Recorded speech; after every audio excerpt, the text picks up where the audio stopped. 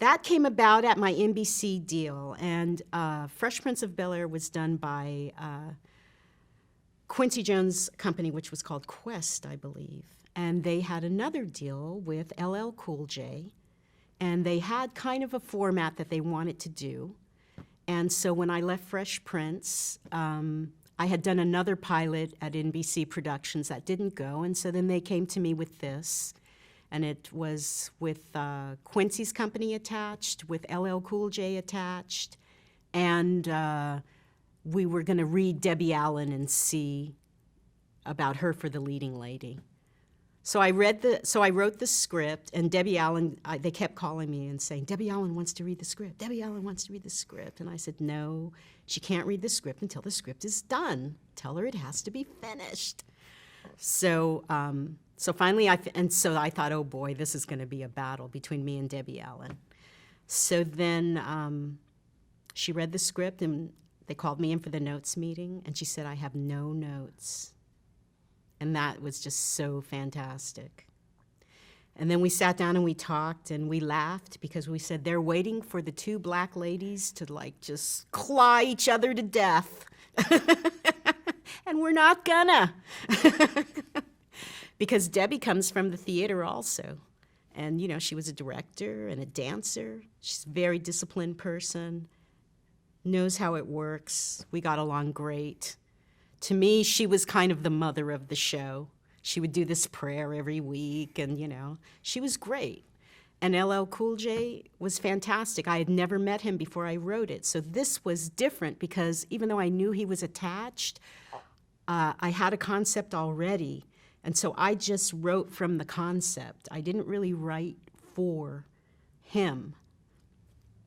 And then I met him, and it just clicked so great because I kind of wrote against what he was. You know, he's this big, handsome, very masculine guy, but the character is named Marion, and he's very nurturing and holistic, even though he's a football player, you know, but he's having hard times and, you know, trying to come back. That was the whole kind of basis of it, was two people who were kind of down on their luck.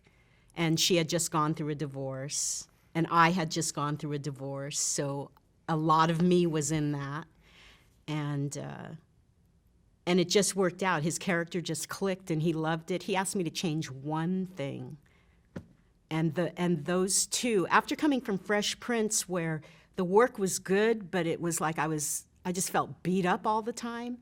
It was just great to work with two people who were just so gentle and so nurturing and really loved the work. It was great.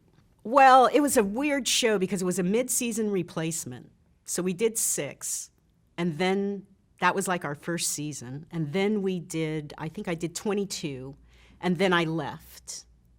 No, I wasn't asked back. That was again, I was too bossy and too opinionated. I did not get asked back. For the actors or for? For the network.